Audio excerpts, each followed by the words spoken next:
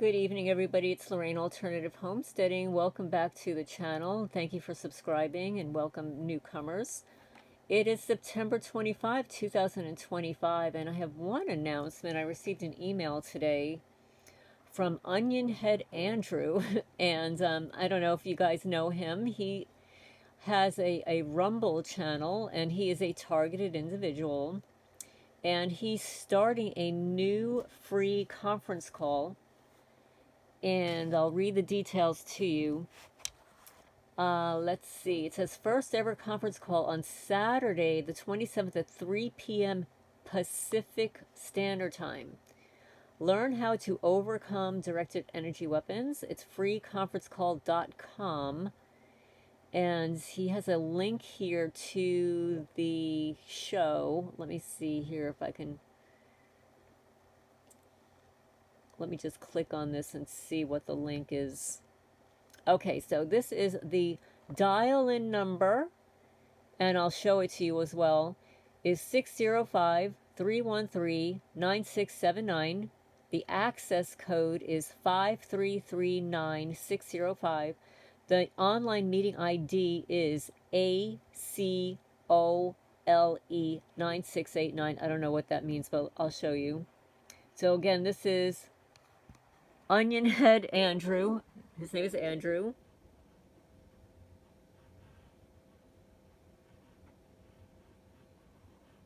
And I just, as an FYI, I'm not affiliated with Andrew in any way. I just received this information, thought you guys might be interested if you're on the Pacific Coast. Remember, I have my live chat that evening at 10 p.m. Eastern Time. I will not be joining this because, one, it's Pacific Standard Time, and I'm usually too busy at this time of the day taking care of my animals and stuff. Let's see. And the host is Hurricane Andrew. Onionhead Andrew. And let's see. It says host information. I think this is just something else that I don't need to review. Okay, so in case you're interested, that's what it is. First ever conference call, 3 p.m. Pacific Standard Time. Okay, next. Okay, that's my first news of the day. The second news of the day is, let's see. I received some comments on my last several videos. One was a comment about that woman that emailed me, who I believe is a perp. And she, was very like histrionic and everything about how she's targeted before birth. And, I kind of made a flippant comment about that, mostly because of her entire email and her response to me when I told her that I don't have time to talk on the phone. She immediately thought I was a perpetrator because I don't have time to talk on the phone. I don't really need to go about what my day is like on a regular basis, but if I did, I would bore you to tears, and you would be blessing your lucky stars that you don't live my life. But anyway, with regard to the comment that I made about this woman commenting that she's targeted before birth, and I said, well, yeah, all right, let's prove that. I made some flippant comment. The comment that I received on the channel was that he believes that some people are targeted before birth, and he explained about what year that he was born, and there was an aha that went off in my head, and I responded to him because his generation is the same generation as my daughter. Generation is 1988 to 1992, officially coined the term Indigo children. And the reason is, I'm not going to go into the astrological details, but this group of children were born at a time with an astrological configuration which gave them a lot of responsibility in cleaning up the messes of what the past generations have created for this set of children. Also,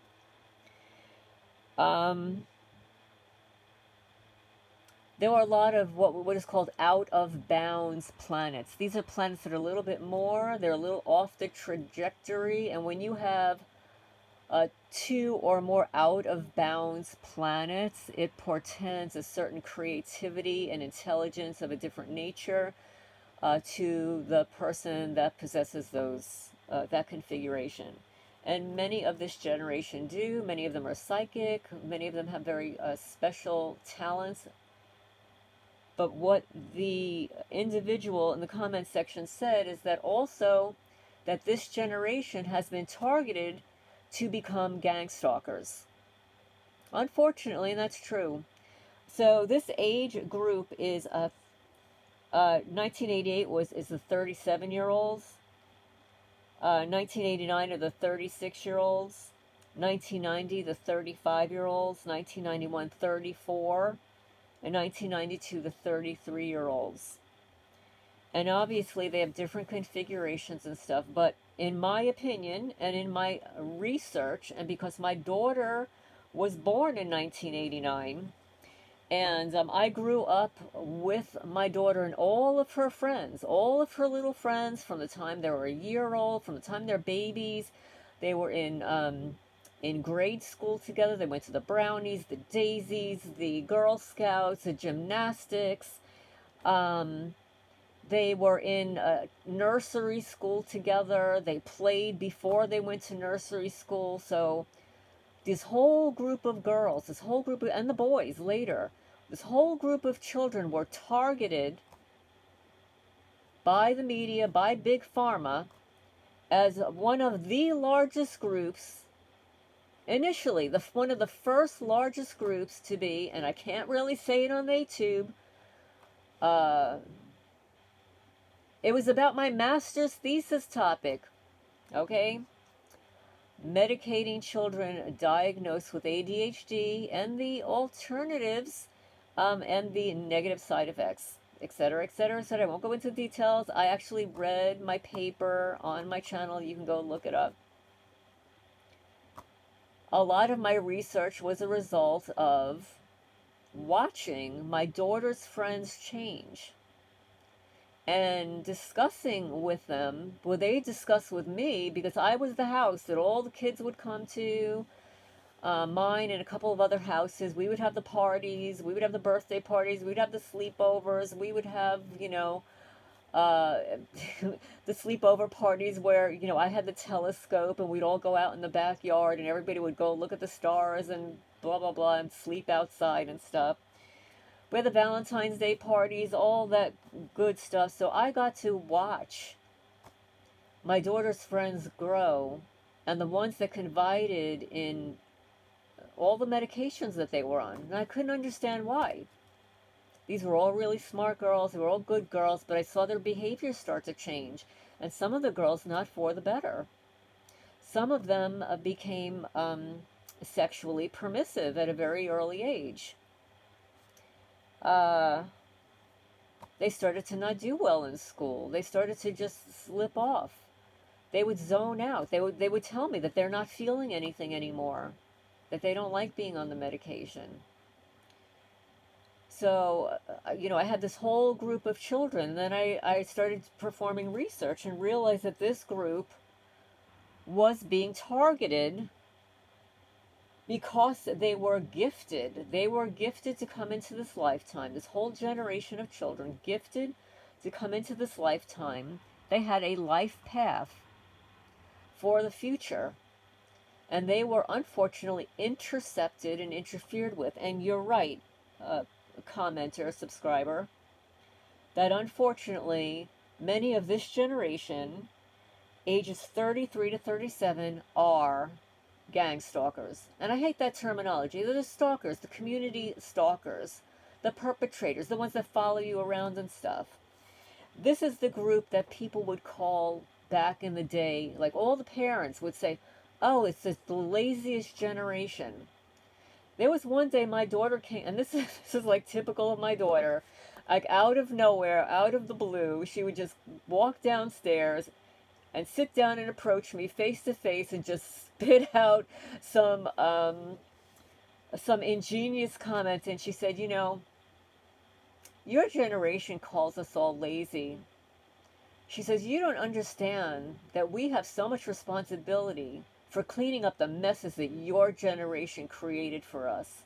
And I was like dumbfounded, but it was profoundly true because I'm not just my generation. I'm a baby boomer, by the way. I'm in my 60s.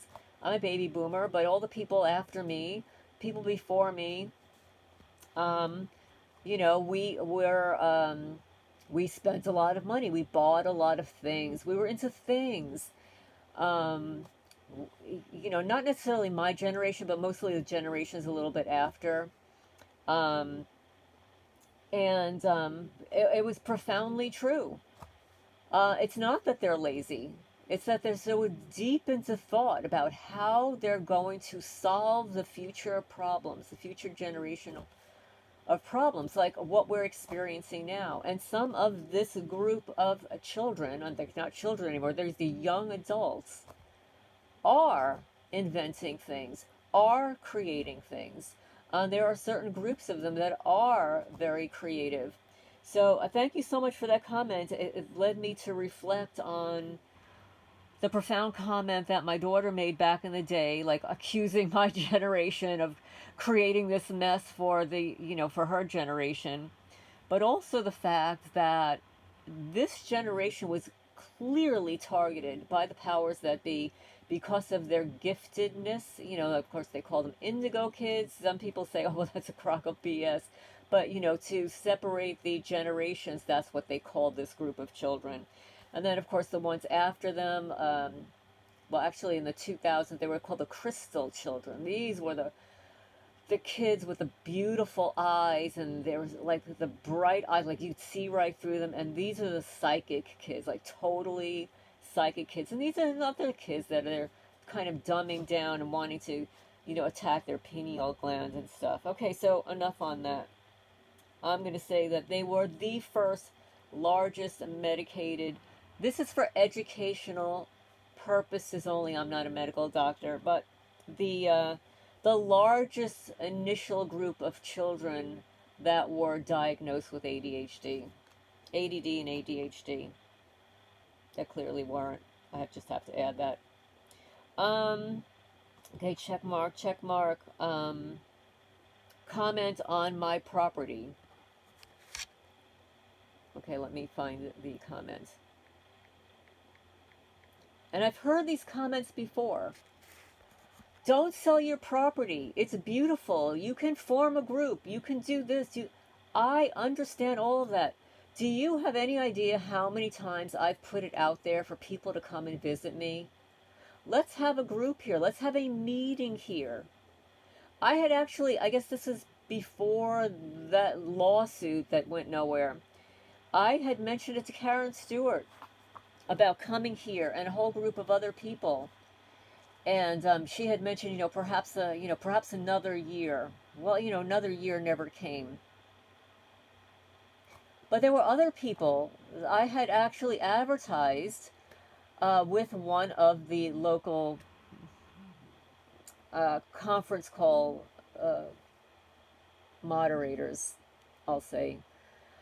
I don't get involved in those calls anymore. But again, this was after I moved here. I figured, okay, this would be a great idea to have a few people come and live here, and let's start a community. Let's be self-sufficient. I've got the land. I've already paid for. I need help here. I've got all these little buildings that could be, made to be lived in. They have the foundation. I just need people to come and with their hammers and saws and creativity and do that. Well, I had dozens of phone calls and emails, dozens, and they were mostly from California. Half of the people didn't even understand the nature of the climate in Kentucky. It's not like California. Okay? It's nothing like California. I have only been to California a couple of times. I guess where did I go? San Mateo and Carmel. Really pretty areas. It's Kentucky is nothing. Jackson County, Kentucky, in the middle of a national forest is nothing like California. Okay, so we have snow here. We have wildlife. We've got the snakes and the bobcats, and witches. You've got witches in California too, but and we've got the hillbilly mindset. They don't like outsiders, but who gives a shit what they think?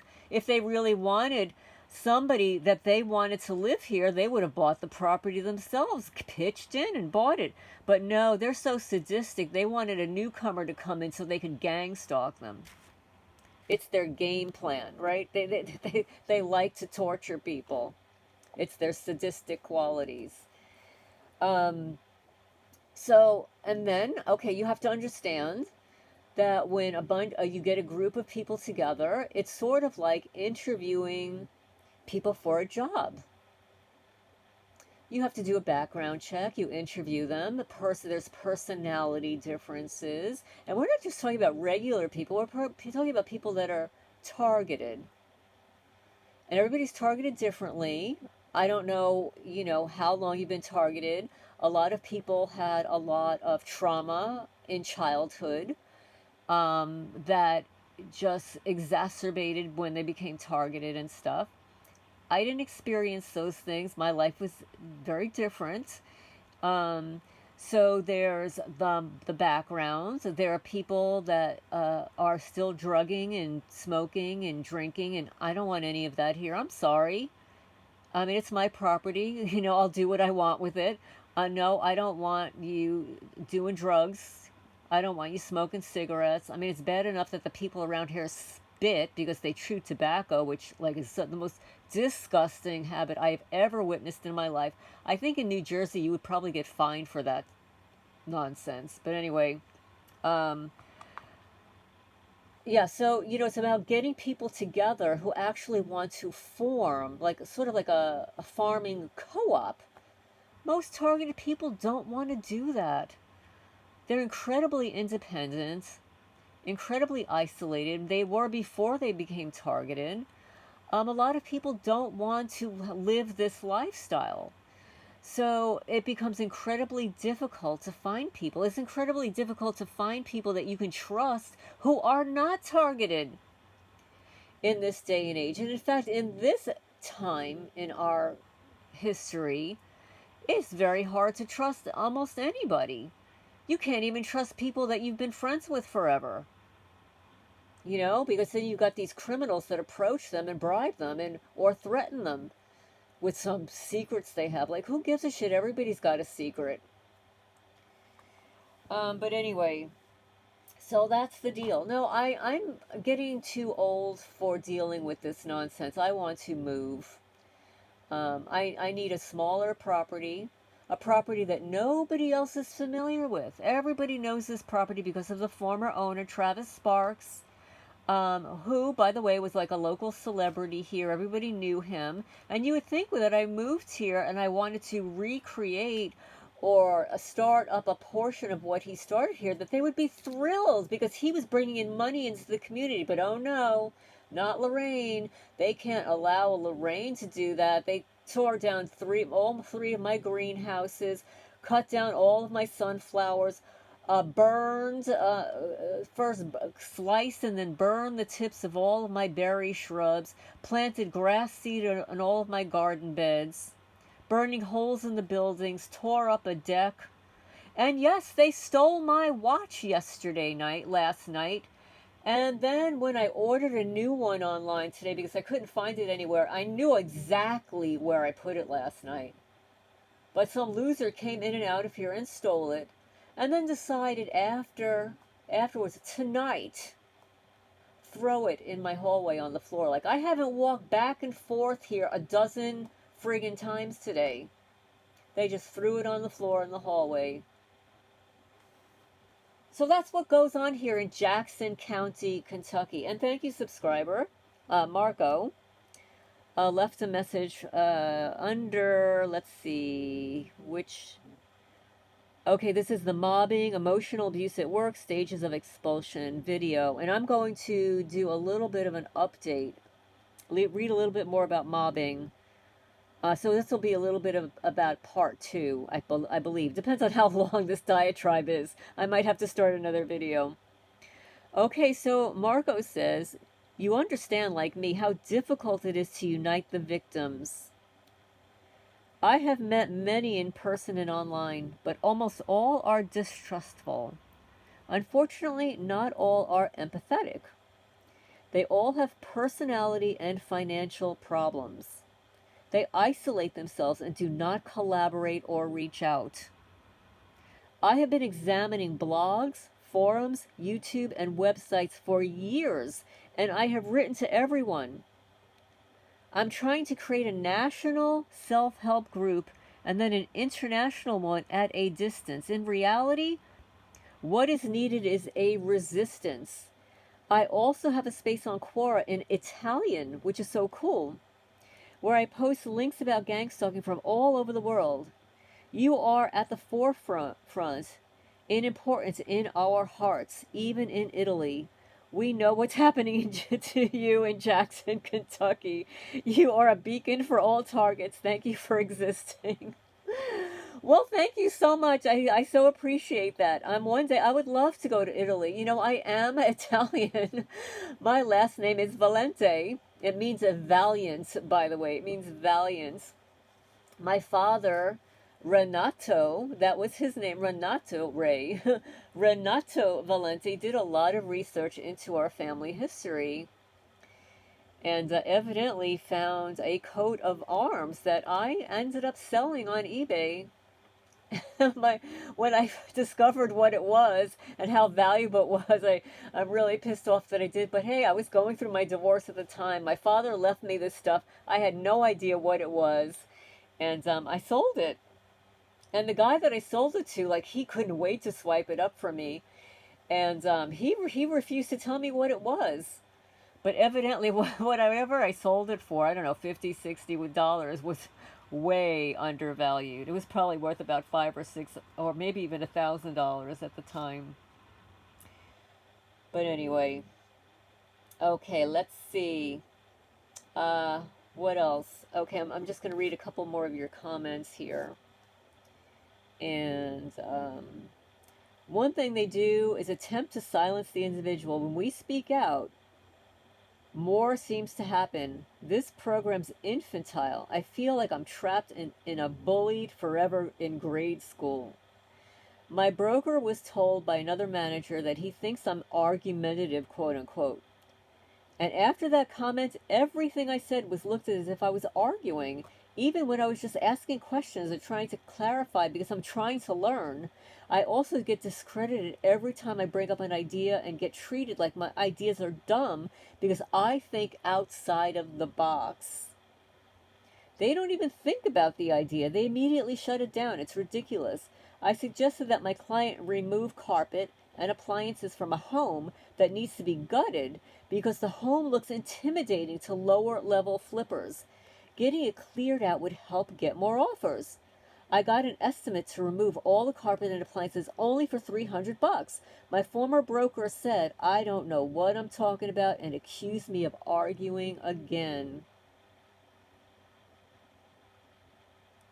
And I think I responded, and Deborah writes, right, anything we say is framed as being argumentative the way you are. I can't count how many times this has been lobbed at me, trying to frame us as being frightening, dangerous, speaking out of turn, aimed at smothering our voices.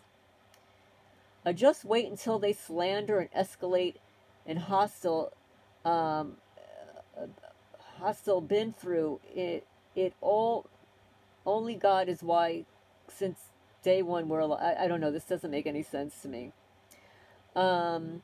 And I write, it's all the years that you had better ideas than they did, and they were trying to shut you down because they didn't want others to hear your ideas. However, I guarantee they've stolen them already. That's what they do. And that is what they do. They'll discredit your ideas and then go to steal them. Like when they threatened my father. with his ideas. They would call him up. I found out recently. They would call my father on the phone at home and threaten him to not patent his ideas. And for those of you who don't know, but a lot of newcomers are here, my name is Lorraine Valente. I grew up in the Bronx. No, everybody thinks I'm a Jersey girl. I grew up in the Bronx, New York. I moved to New York City. I lived in New York City.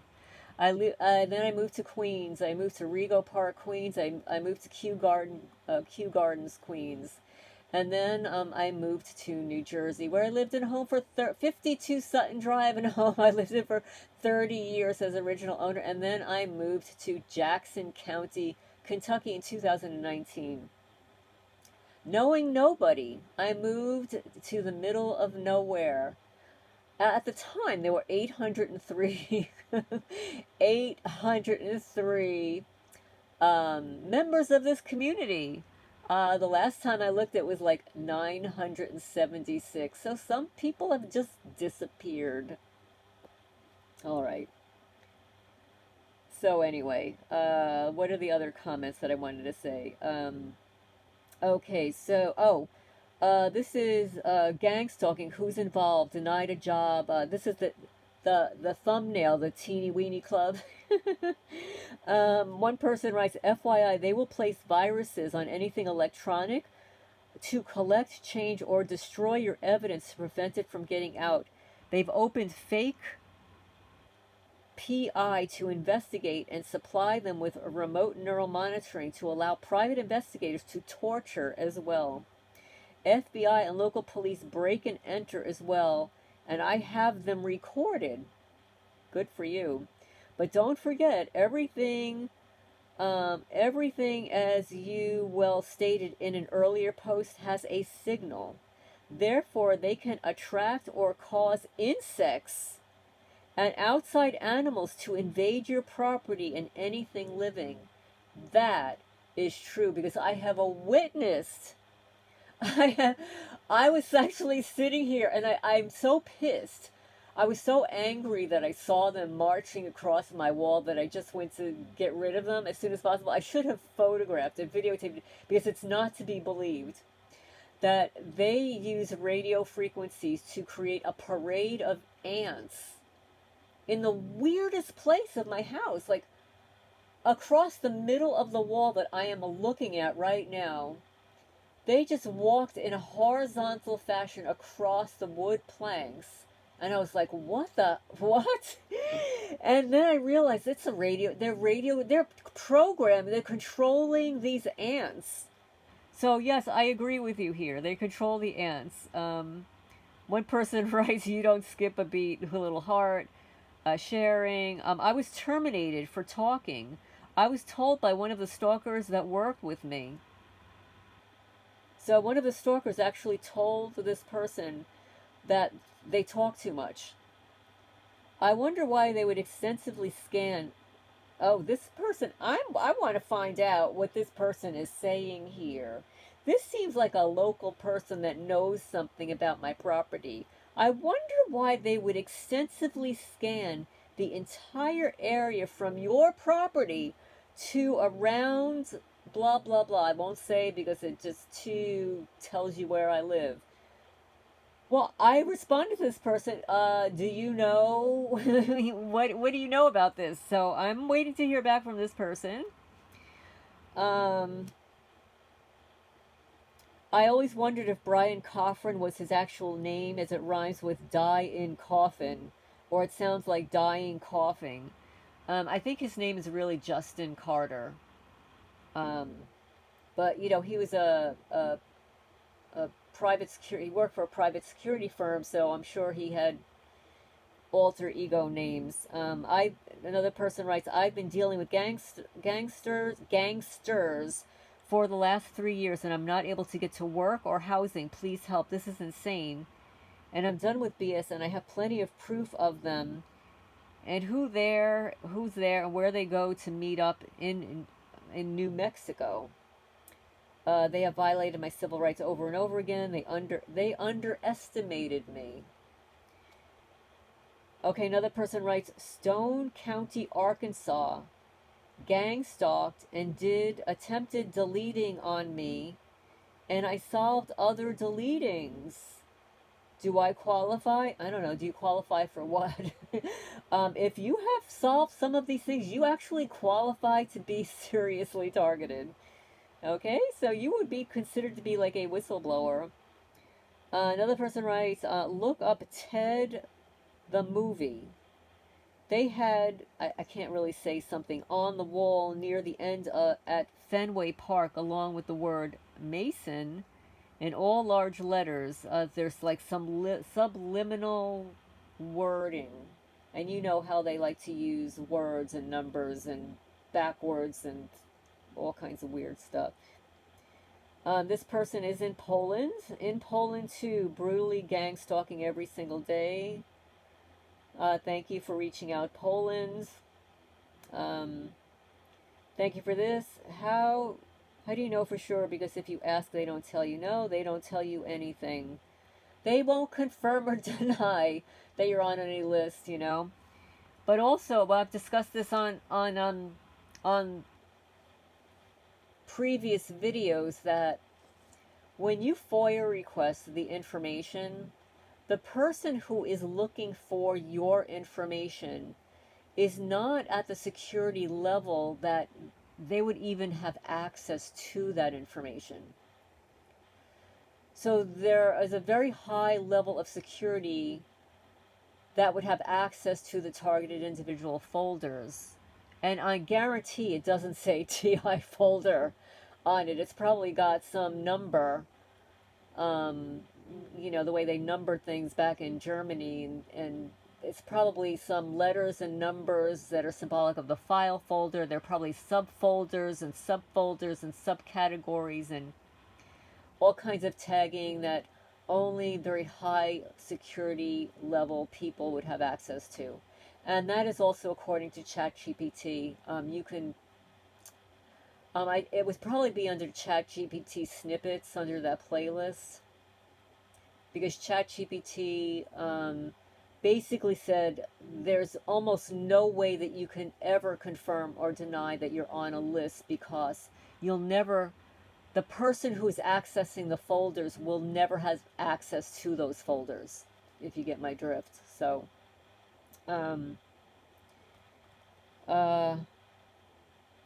one person says you're either part of the club or not. Those who are make big bucks. Those who aren't make minimum wage. I'm lucky I have a clean background, but if you don't, you might as well start flying a homeless sign. Okay, so that's some of the comments there. I just received an email. The Pacific volcano erupts. U.S. military retreats as West Coast prepares. Okay. Oregon. Also, Hawaii had some kind of rumblings there. I just received an email that says cell phones have capabilities of reading thoughts.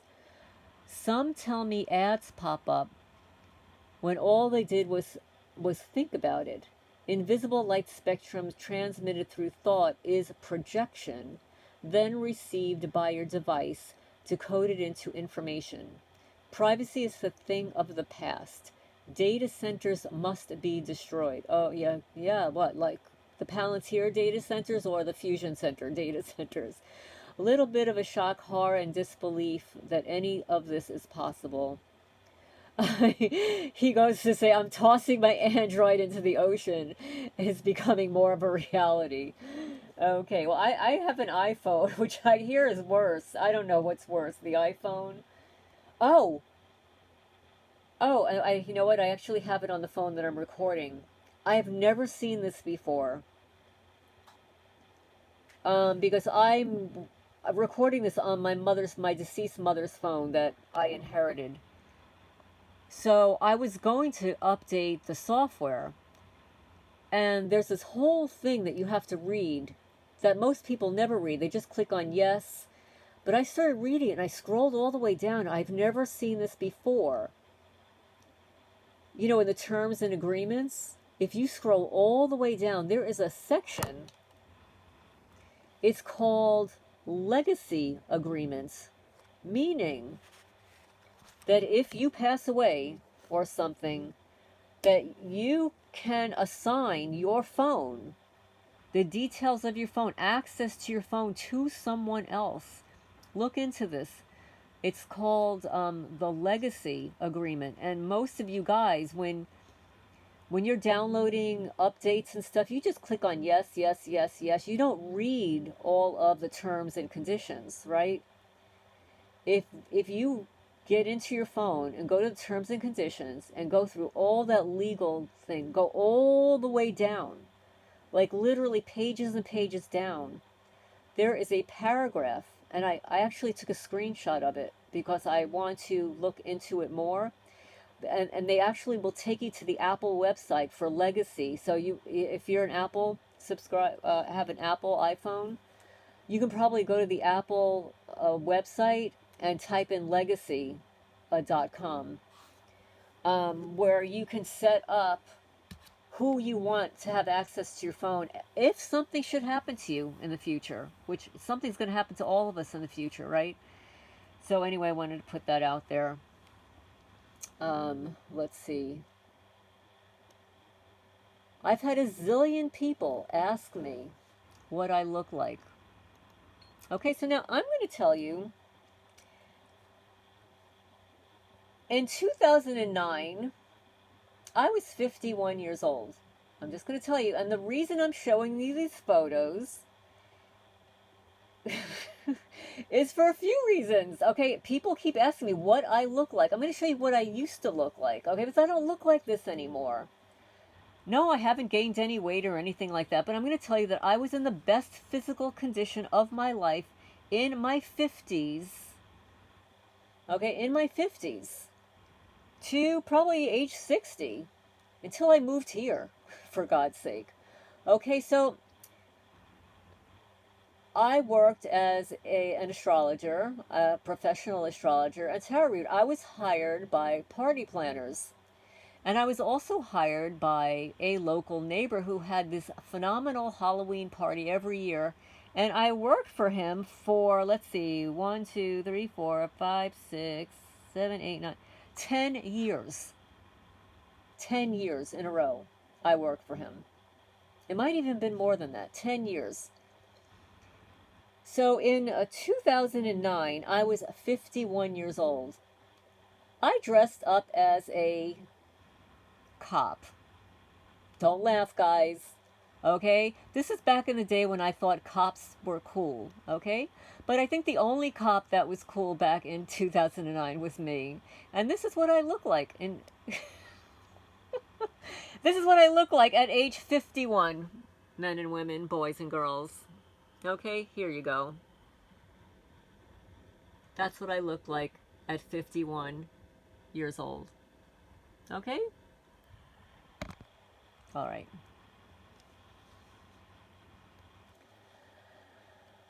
And this is what the party looked like, just so you can see what a cute party was.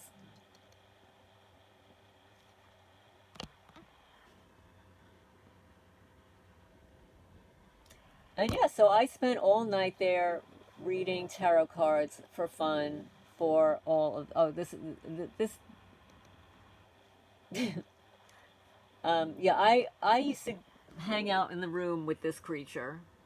Yeah, they would decorate the room. Well, they had a gazebo on their deck, and that's where I would be. And they put all these kind of creatures in with me.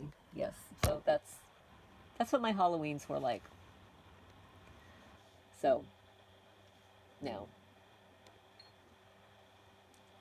that was in 2009. In 2010, at the age of 52, this was my costume.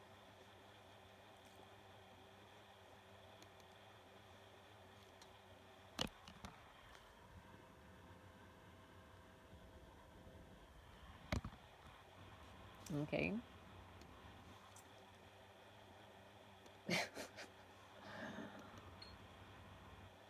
Okay, no, that's that. And then in And for some reason, I don't have photos here. I guess I got rid of some of those photos. And then in 2011, I was 53 years old. Okay, I'm going to show you what I look like at 53 years old. Okay? And let's see, we can scroll a couple of pictures here. This is the year that I was a spider. Okay, so I was a spider.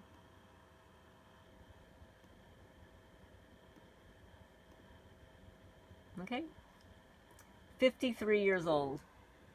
Okay? And yeah, all the perps are watching now thinking, oh, what can we say now about her? Okay, now this gets the good part. In 2012, I was 54 years old, and I was a witch.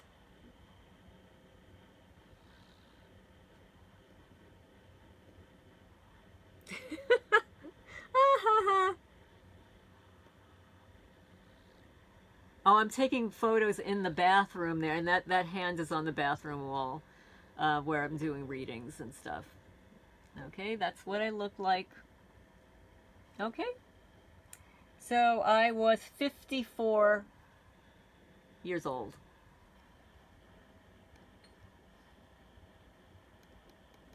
In 2013, I was 55 years old, and I was a fairy.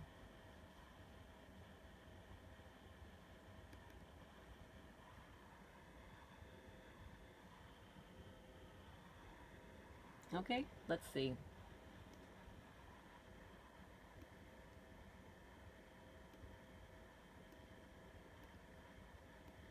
Okay.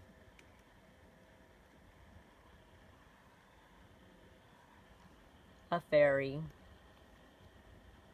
2013, I was 55 years old. 2014, I was 56 years old. I was a snow leopard.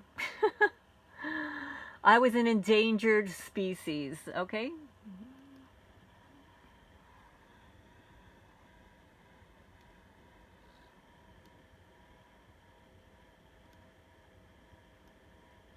And I actually made my own costumes, by the way.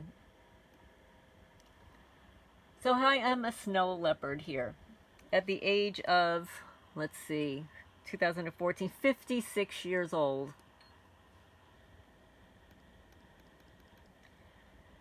In 2015, I'm 57 years old. And this folder's empty because they deleted it. I was a cat. So they deleted my cat photos. In 2017 here, I'm 59 years old. And I'm wearing a wig here, and I am Tron. For all you gamers out there, I didn't know what Tron was, but somebody bought me, somebody gave me this outfit, and I said, oh, this is cool, I'll wear this wig, I'll wear this for the Halloween party. So I'm 59 years old here. And then in 2018, they deleted this one also. They deleted that one also. Okay, so gone. I've got folders that are missing. So there, that's what I look like. Okay, that's what I looked like. So you could see why some coppers might not like me, because I look better in a police uniform than they do. So anyway, let's get going here with the mobbing before I get targeted a little bit more. Okay. The mobbing syndrome. I'm reading from, this is going to be part 2. Mobbing, Emotional Abuse in the American Workplace. This is an important book. It sheds light on great suffering and proposes ideas to reduce this suffering. This is by Noah Davenport, PhD, Ruth Distler, Schwartz, Gail, Pursell, Elliott. Until evil is named, it cannot be addressed. This book names mobbing a common and bloodless form of workplace mayhem and proceeds with brilliance to show its roots and possible cures. And this book is copyright 1999. There's nothing new about mobbing in the workplace. The mobbing syndrome. In the following paragraphs, we describe the elements of the mobbing process and how it manifests itself in more detail.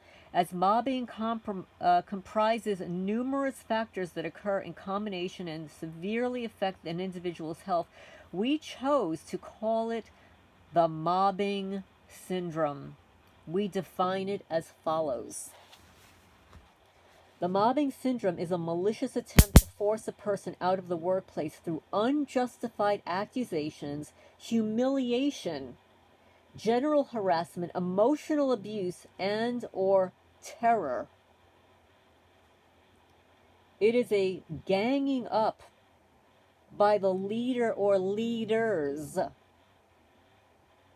of an organization, superior coworker, or subordinate who rallies others into systematic and frequent mob-like behavior. Because the organization ignores, condones, or even instigates the behavior, it can be said that the victim, seemingly helpless against the powerful and many, is indeed mobbed. The result is always injury, physical or mental distress or illness, and social misery, and most often expulsion from the workplace.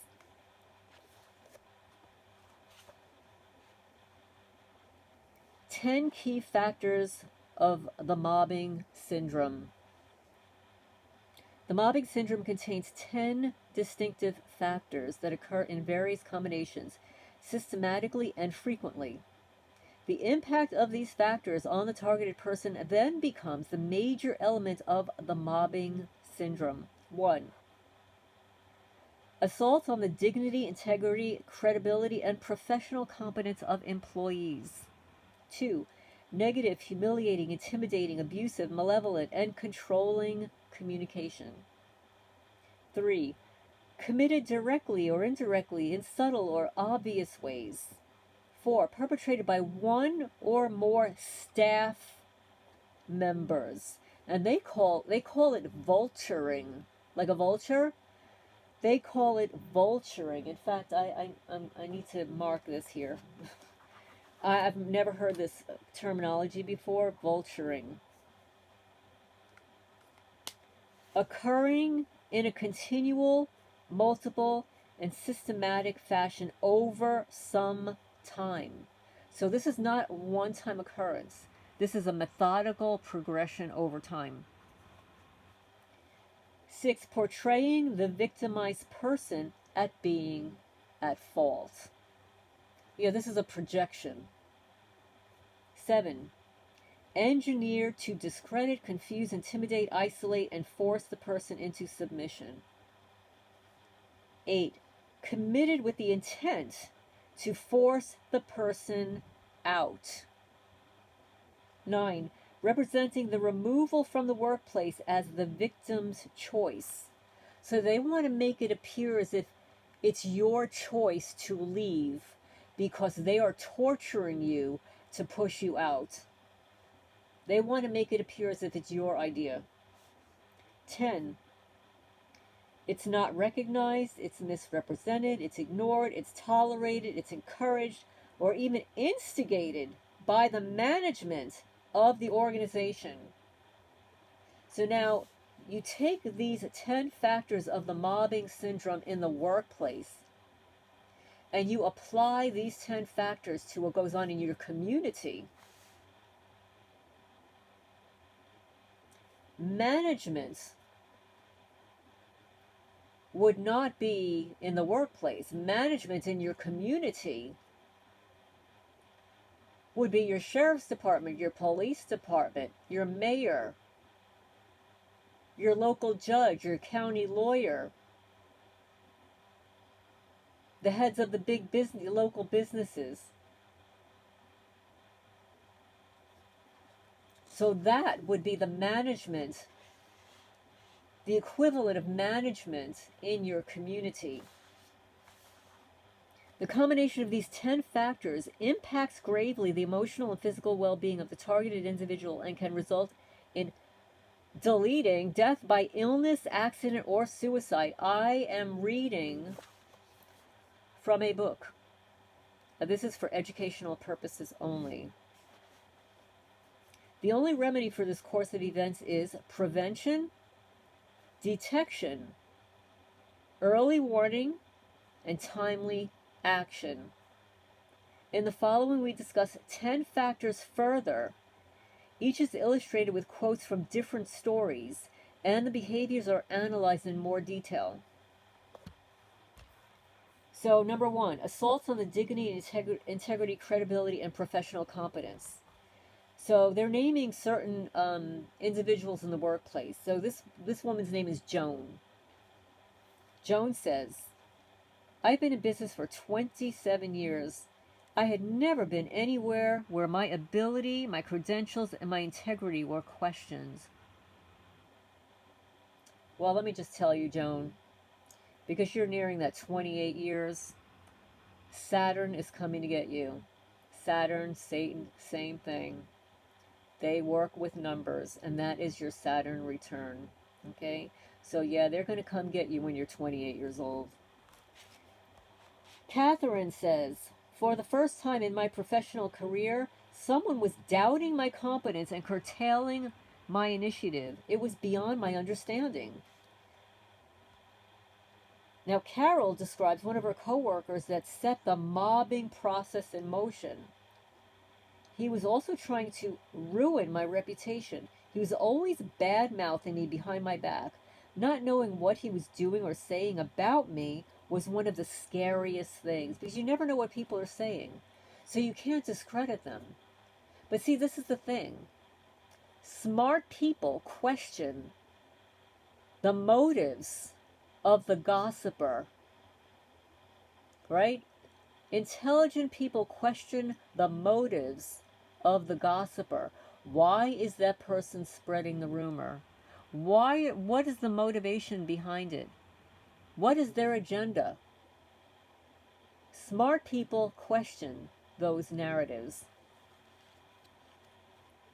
Lewis was the CEO of a nonprofit organization when he was mobbed by his vice president. The rumor had been spread that he had several small strokes and was in the beginnings of Alzheimer's and was no longer competent and able to lead an organization. These are like horrible rumors. It's sort of like that gorilla creature on his channel saying literally that I am a bona fide schizophrenic.